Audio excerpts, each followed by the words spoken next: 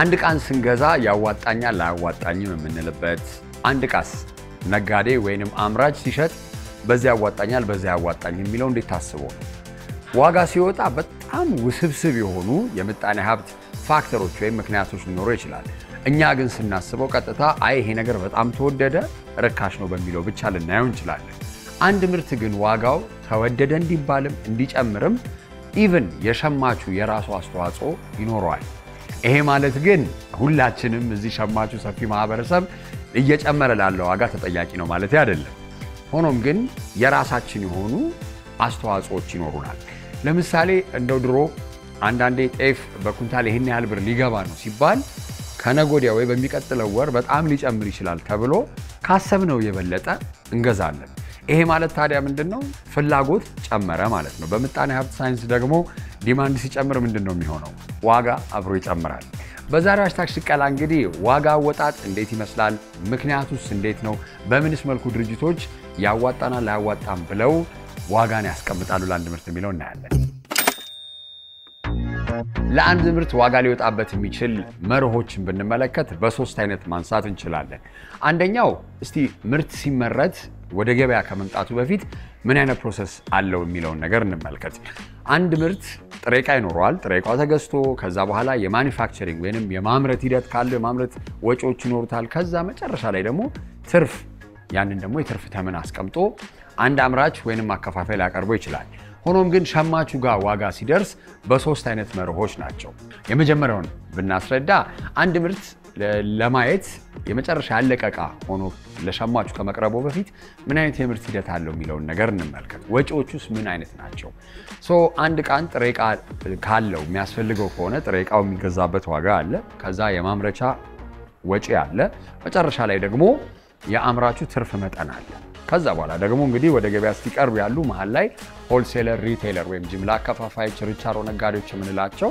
ሁሉ የነሱ የትርፍ መጠን እየተጨመረበት መጨረሻ ሸማቹ ላይ ይቀርባል ማለት ነው እስቲ በዚህ እንኳን ወጪን መሰረት ያደረገ የዋጋ አተማመንን ብንመለከት ጥሬ ዕቃውን ለመግዛት እንደው 20 ብር አስፈለገ እንበል ለማምረት ወይም የምርት ሂደት ላይ ደግሞ 10 ብር አስጨመረ እንበል ፐር ዩኒት ስለሆነ በአጠቃላይ የምርት ሂደቱ ትልቅ እንዲሆን ስለዚህ ይሄ የትርፉ መጠን ሳይጨምር 30 ብር ሆነ ማለት ነው ስለዚህ 20% እንኳን ላትርፍ ቢል 6 ብር ይጨመርበታል 36% በፋብሪካ ዋጋ እንደምንለው ማለት ነው ከዛ በኋላ እንግዲህ ያው ጅምላው ሪቴለሩ እያለ እየጨመረ 40 50 ብር ሊሄድ ይችላል ይሄ የመጀመሪያው መርህ ነው ይሄም ማለት ምንድነው ቀጥተኛ የሆነ ኮስት ቤዝድ ፕራይሲንግ የምንለው ወይንም ወጪን መሰረት ያደረገ የዋጋ አተማመን ማለት ነው ሌላኛው ደግሞ ውድድርን መሰረት ያደረገ አተማመን ነው ውድድርን መሰረት ያደረገ ሲባል የትኛው ምርት እንደው ተመርቶ ሲገባ አብዛኛው ልበል ከዚህ በፊት ወይም ከዛ ምርት በፊት ገበያ ውስጥ ያሉ ተወዳዳሪ የሆኑ ምርቶች አሉ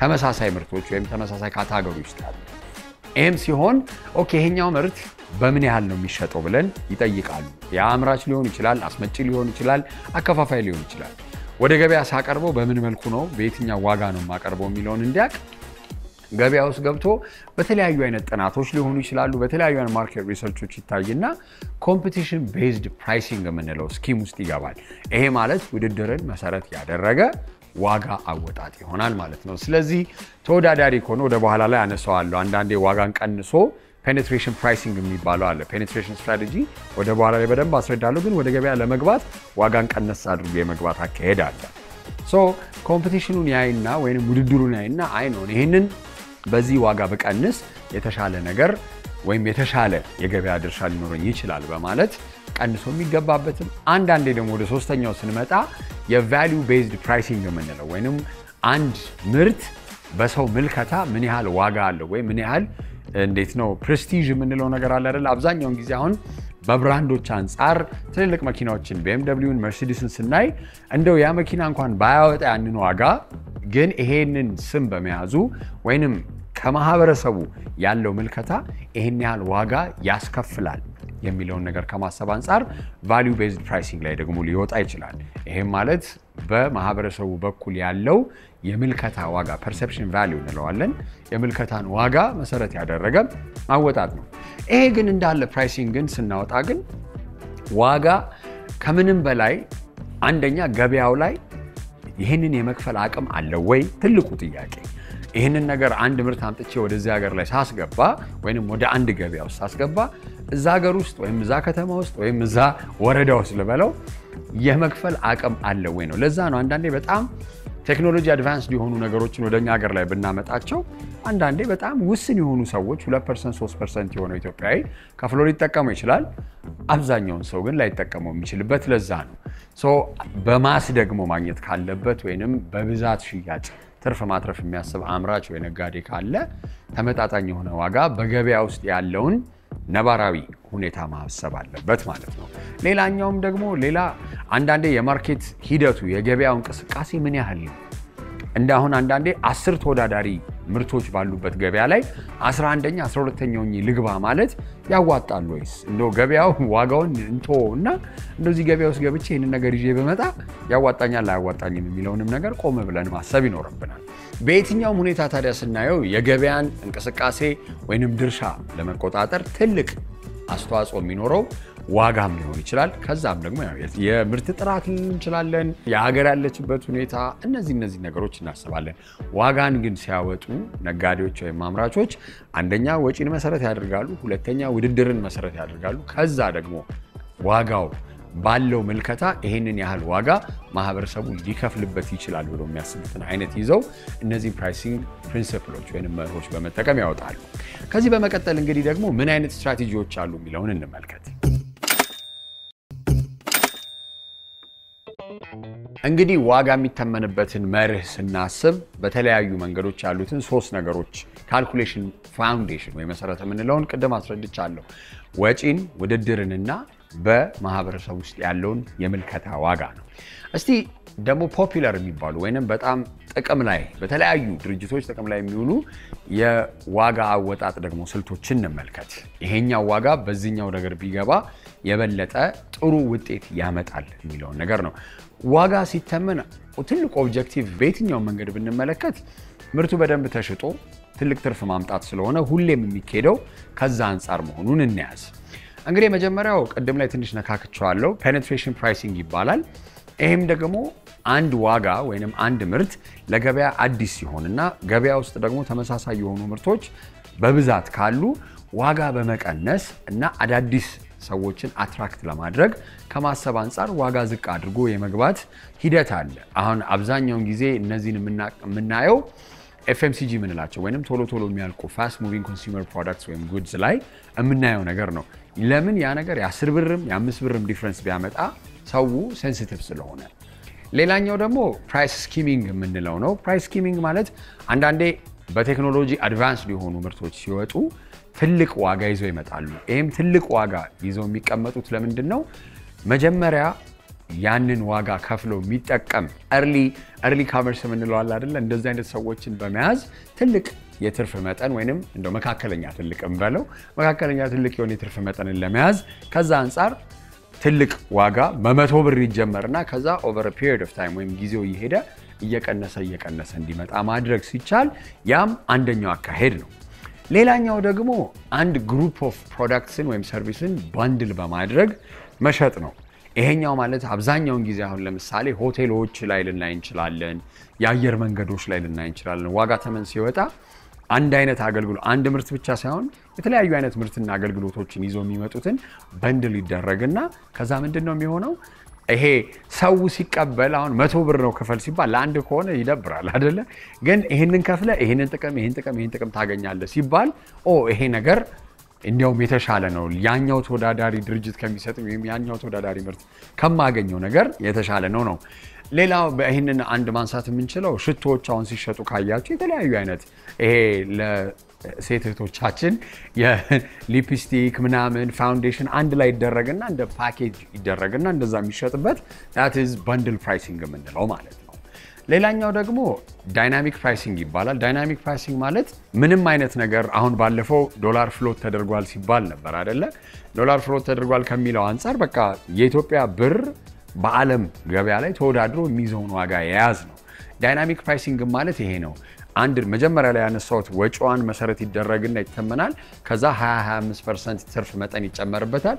ከዛው ገበያው ላይ ገብቶ ካሉት ተወዳዳሪዎች ጋር ተወዳድሮ ካሉት የማርኬት ዳይናሚክስ ጋር ችሎ የተለያዩ አይነት መውጣት መውረዶችን ተቋቁሞ ምርቱ ይሂድ ተብሎ የሚሰጠው ዋጋ ደግሞ ዳይናሚክ ፕራይሲንግ ይባላል። ኢኮኖሚክ ፕራይሲንግ ደግሞ ይባላል።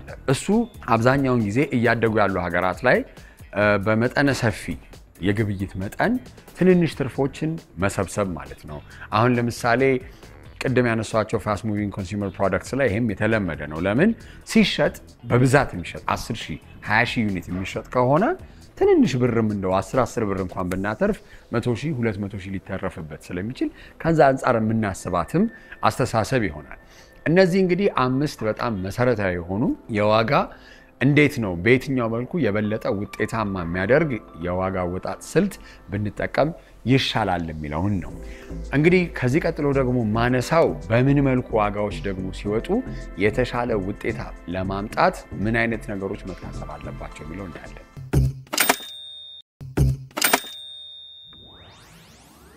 አንድ ድርጅት የሚያመርተውን ምርት አምርቶ ሊሆን ይችላል የሚሰጠውንም አገልግሎት አስቦ ይሄ ነው ዋጋ ትክክለኛ ብዬ ማስበው ብሎ ለማስቀመጥ ምን ነገሮችን ማሰብ አለበት እስቲ ብለን ጠይቅ። ለምን አንደኛው ነገር ትርፍ ካልተገኘ ድርጅት ቀጣይነትን ማረጋገጥ ስለማይቻል በኪሳራ ይወጣል። መጀመሪያው ግን እስቲ አንደኛው ገበያውን መረዳትና ጥናት ማድረግ ነው። ቀደም በትንሹ ነክቻለሁ።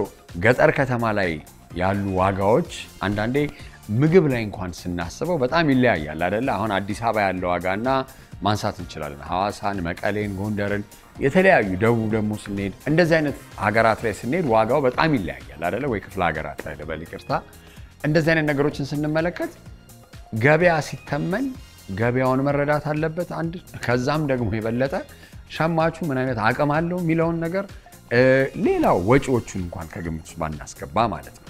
ለምን ገበያችንን ካላወቀን ደንበኞቻችን ወይም ገዢዎቻችን ምን አይነት ሰዎች ናቸው አቅማቸው ምንድነው የሚለውን ካላወቀን እኛ ዝም ብለን ጥራዝ ነጠቅ የሆነ ይሄኛውን ነገር ባውጥቼበታለሁ ስለዚህ ይሄ ነው ዋጋው ብንል ላይሸጥ ነው ማለት ነው። ስለዚህ ገበያውን ማወቅ ትልቁ አንፃር ነው።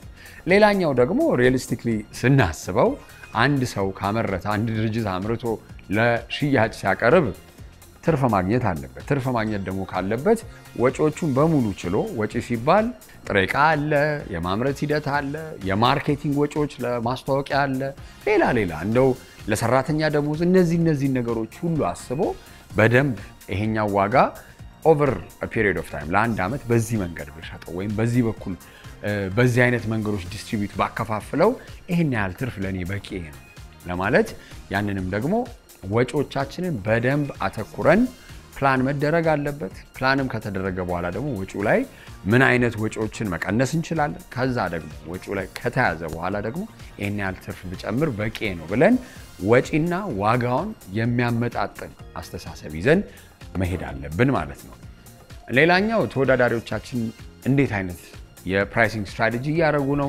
ለምን አብዛኛውን ጊዜ ተወዳዳሪዎች እየተያዩ ይሄኛውን እንቀንስ ይሄኛውን እንጨምር መባባሉ ስለማይቀር መደረግ ያለበት ኦኬ what's my competition doing ተወዳዳሪዎቼ ከኔ ጋር ይሄንን ተመሳሳይ ምርት ሲያቀርቡ ምን አይነት ነገሮችን ነው ያደረጉ ያሉት የሚለው ነገርም በደንብ ማጥናት ይኖርብናል። ከዛ የተለያዩ አይነት ፕራይሲንግ ሞዴሎች አሉ አይደለ? እነዛን ፕራይሲንግ ሞዴል ሲስተም ቀደም ያነሳዋቸውን በትንንሽ ጊዜዎች መሞከር አንድ ምርት ከወጣ በኋላ ምናልባት እንግዲህ የተለያዩ ዞኖች ላይ ወይም ክፍለ ሀገራት ላይ ወይ ክልሎች ላይ የተለያዩ ነገሮችን ልንጠቀም እንችላለን። ሶ ይሄንን እዚህኛው ላይ ይሰራልኛል ይሄኛው ደግሞ የተሻለ ነው የሚለውን ነገር ቆም ብሎ ማሰብና ማወዳደርም ያስፈልጋል። ሌላኛው አንድ የወሰነውን ፕራይሲንግ ስትራቴጂ ስናወጣ አፈጻጸሙን ደግሞ በትክክል መከታተል ማለት ነው። ይሄ ማለት አብዛኛውን ጊዜ ለአከፋፋዮች ሲሰጥ ማስታወቂያዎች ላይ ካያችሁ recommended retail price RRP ይባላል። ይሄ ምንድነው?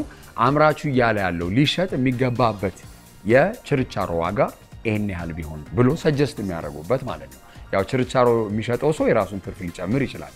ሆኖም ግን ለሸማች ማህበረሰቡ ለማሳወቅ ይሄን ያህል ቢሸጥ ያዋጣል ብለው የሚያስቀምጡት ነገር ስለሆነ ያንን ነገር ኢምፕሊሜንቴሽን ላይ በደንብ ቁጥጥር ማድረግ ነው። ነፃ ገበያ ቢሆንም አብዛኛውን ጊዜ ወጪዎችን በመቀነስ የችርቻሮ ነጋዴውም ይሁን የጅምላ ነጋዴው የተወሰነ ብቻ ትርፍ አድርጎ ሸማቹ ጋር ሲደርስ በተሻለ ዋጋ ሆኖ ኮንሰምፕሽን ወይም ግብይቱ ሽመታው ለለው በደንብ በስፋት ሆኖ ትርፋማ ለመሆን ማለት ነው። እንግዲህ ይሄን ይመስላል ዋጋ ሲወጣ ግን መጀመሪያ ስነሳ መነሻዬ ላይ ያነሳው ጽንሰ ሐሳብ አለ ምን ያህሎቻችንን እኔ ማረገው ቢሄቪየር ወይም የኔ የአገዛዝ ባህሪ ዋጋ ላይ ትልቅ አስተዋጽኦ ብለን የምናምነው ለምን ስንል እኔ አሁን ኮቪድ ሲመጣ በጣም የሚገርመው ሶፍት እና ይሄ ሃይጂኒክ የንጽህና መጠበቂያ እቃዎች በሙሉ ተወደው ነበር በሙሉ ጠፍተው ነበር ይሄም ለምንድነው ነገ አላገኘውም በሚለው ወይም ነገ ዋጋው ይጨምራል በማለት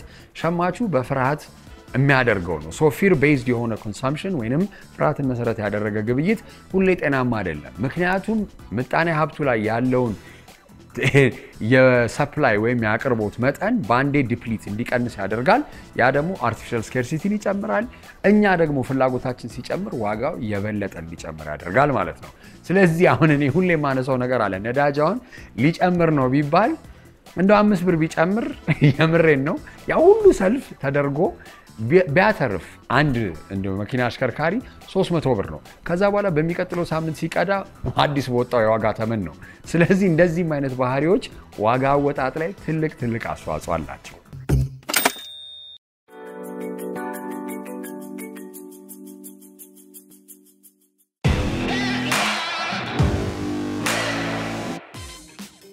የአካል ብቃት እንቅስቃሴ ስናደርግ እድሜያችን እየጨመረ ሲመጣና በተለያዩ የህክምና ችግሮች ሰውነታችን እየተሳሰረ ሊመጣ ይችላል ለዚህም እንግዲህ እንደ መፍትሄ ከሚቀመጡ ነገሮች መካከል አንደኛው ፊዚዮቴራፒ ወይም ስፖርት ቴራፒ ነው ዛሬ የሚገኘው የእውነት ስፖርት ቴራፒና ሪፍሌክሶሎጂ ሲሆን ከባለቤት አሽዋና ስራ አስኪያጅና መስራች ጋር እስቲ ቁጭ ብለን ልናወራ መተናል እኔ እናንተ ምን ተዋወቀው ጂም ነው ትሬነር ነህ አይደለ አብረን ጧት የምንገናኘው በጧት ገብተን ይሄኛው ደግሞ ሌላ ስራ ነው ትክክል እስቲ እኔን ነገር እንዴት አሰብከው በብዛት አሁን ጂምናዚየም ውስጥም ስንቆይ ከሱ ውጭም ስናይ በኢንጁሪ ብዙ ሰው ይጎዳል ከዛ በፊት መጀመሪያ ይሄን ስራ ከመጀመሪያ በፊት ከዛሬ 13 ዓመት በፊት አሴ ስፖርት ቴራፒ ባል ቦታ ላይ ተቋሙ ላይ በምክትል ሰራተኛነት ነበርኩኝ አብሬ ከስፔሻሊስት ከማድረግ በፊት ከዛ በኋላ በዛ ውስጥ ያል መተን ወደ ራሳችን መጣን ይሄን ያነሳሳን ምክንያት ምንድነው ብዙ ሰዎች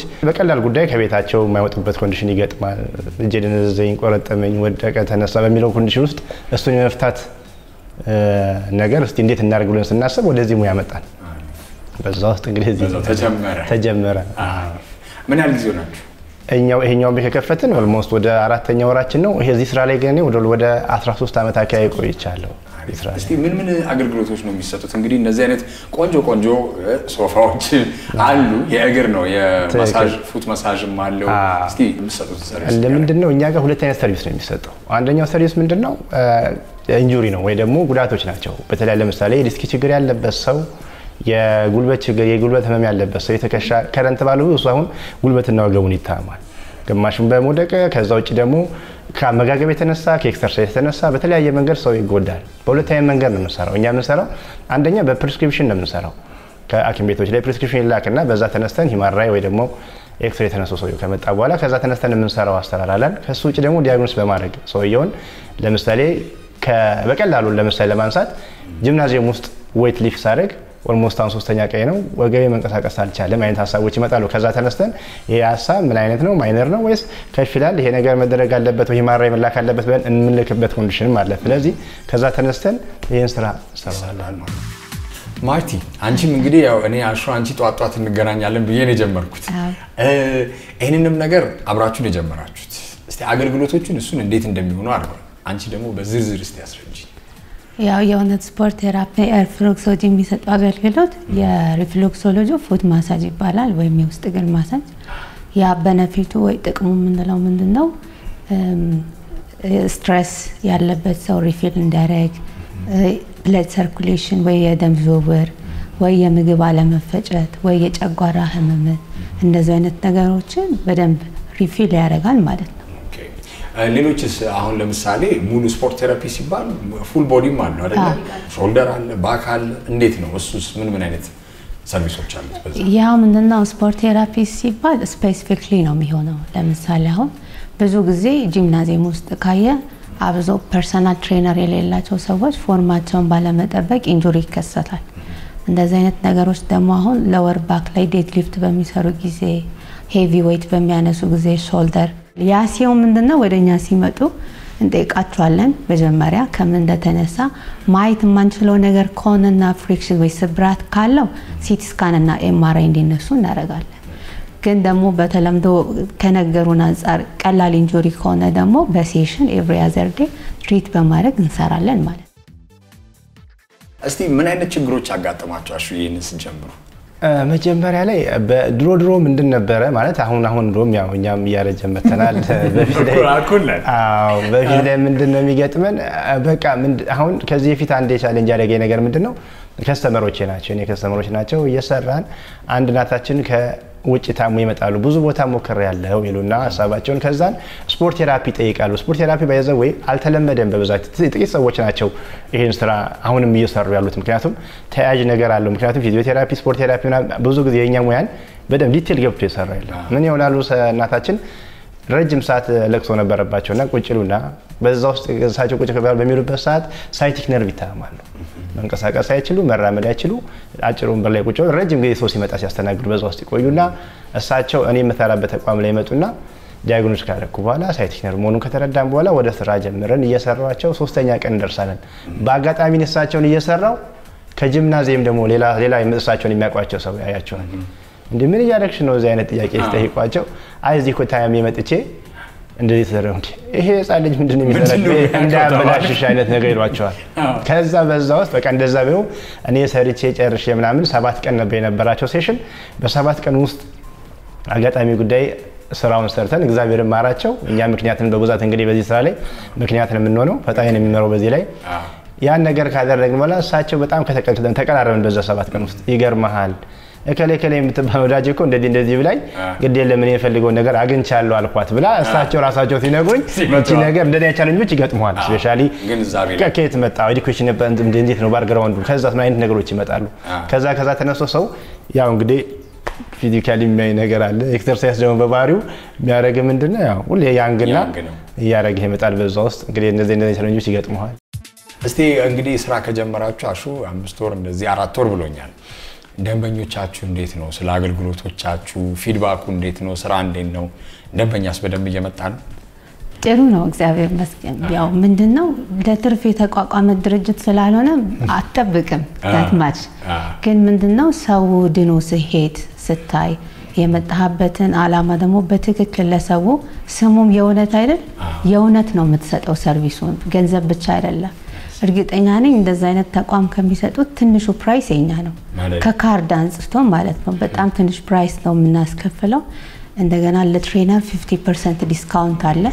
አቅም ለሌላቸው ሰዎች ደግሞ በነፃ እየሰራን እንገኛለን። ትሪት እያደረግን ነው። ስለዚህ አፎርደብል ነው አቬለብል ነው። ከሰኞ እስከ እሑድ ነው የምንሰራው። ሪፍሌክሶሎጂው ከሰኞ እስከ እሑድ ነው ከጠዋቱ 3 ሰዓት እስከ ማታ 3 ሰዓት። እሑድ ብቻ ከቀኑ 5 ሰዓት እስከ ማታ 3 ሰዓት። ቴራፒ እሑድ የለም ከሰኞ እስከ ቅዳሜ ነው። በጣም አሪፍ ማርቲ ቴንክ ዩ ቃል አንዳንዴ ዕውቀትን ለሰው ስታስረዳ ይከብዳል አይደል? አብሶ ደግሞ ትልልቅ ሰዎች ላያምኑን ይችላሉ። ትክክል። እንዴት ነው የምታደርገው? መጀመሪያ ምንድነው ሰውየው ከመጣ በኋላ ኮንፊዝ የምናደርግበት ቢሮ አለ። እዛ ቁጭ ብለን ካወራን በኋላ ችግሩን ዲቴል ለምንሰማው ብዙ ጊዜ የሚሰማን ሰው እንፈልጋለን ሁላችንም። ስፔሻሊ ታምስ መጣ በጣም መፈልገው የሚሰማን ሰው ነው። ከዛ በኋላ ዲቴሉን የምትነግራቸው ከሀሳብ ትነሳለህ። ቀጣኔ ከዚህ መጥቼ ወደዚህ መጣው የሚል ሀሳብ አለ የምታነሳላቸው። ካርድ አውጥተውኛ ከመጡ በኋላ ያን ነገር ካየን በኋላ ልክ ሰውየውን ስንጀምር ምክንያታዊ በምትነካከው ቦታዎች ምክንያታዊ ሆነባቸዋል። መታሸት አለ ስፖርት ቴራፒ ወይ ደግሞ ፊዚዮቴራፒ በምትነካከበት ሰዓት የምትነካው ትሪገር ፖይንቶች ነው። እነዛ ፖይንቶች የነካስ ነገር በዛ ውስጥ አመኔታውም ከዛ ደግሞ 2 ቀን በኋላ ሰውየው ራሱ ላይ የሚያወጣል። ከዛ ውስጥ በራሱ ያመነ መፍታታቱ መሻሉ ማቃጠሉ ይቀራል መቆርጠሙ እየቀረ ይመጣል። በዛ ውስጥ ሰውየው ያው በዛ ውስጥ ትረስቱ ዲቨሎፕ እያደረገ ይመጣል። በብዛት አሁን እኛ ተቋም ላይ ይመጣው አንዱን እየላከ ስለይመጣ በብዛት አንቸገርም። አሁን እንደውም ማስታወቂያዎች ብዙም እየሰራን ያለ ምክንያቱም ያው ቀስ በቀስ እንሰራለን ብለን ስላሰብን አቅምም ደግሞ በደንብ ዲቨሎፕ እናድርግ ብለን ነው እና እንደዛ ነው። አሪፍ እንግዲህ አቅም ዴቨሎፕ ለማድረግ ምን አይነት እቅዶች ይዛችኋል? እስቲ ወደፊት እሳሹን ነው አሁን 4 ወር ነው ብላል። ከ4 ዓመት በኋላ ምን እንጠብቅ? ወይ 5 ዓመት? እንግዲህ ይሄንን ተቋም ከእግዚአብሔር ጋር እንደምናስበው ብራንቾቹን ማስፋፋት ነው። ብራንቹን አስፍተን ሙያተኞቻችን ጥሩ ሙያተኞች አሉ እኛ ጋር እነሱ ሙያተኞች አስፋፍተን ሰው ባለበት ተደራሽነት ለምሳሌ እኛ የምንገኘው ደንበል ላይ ነው ወይ ደግሞ ኦሎምፒያ ነው የምንገኘው ቦሌ ላይ ነው ለሲኤምሲ ሰው እንደዚህ ራቅ ያሉ ሰዎች ብራንቾቻችን አስፍተን እዛ ባለበት አካባቢ ምክንያቱም ትሪት እንዲደረግ የማድረግ ሀሳብ ነው እንግዲህ እግዚአብሔር ከረዳን የምናስበው ይሄ ነው ቅዳሜ እርግጠኛ ነኝ አሹ የስነ ምግባሩም አለ ችሎታውም አለ እግዚአብሔር እንግዲህ ከፈቀደ እናያለን እሺ ቴንክ ዩ በጣም አሹ አመሰግናለሁ እሺ የዛሬ ሃሽታግ ሽቀላ ይህን ይመስል ነበረ አስተያየትና መልከቶቻችሁን በ80 ላኩልን በሚቀጥለው ሳምንት እንገናኝ መልካም ጊዜ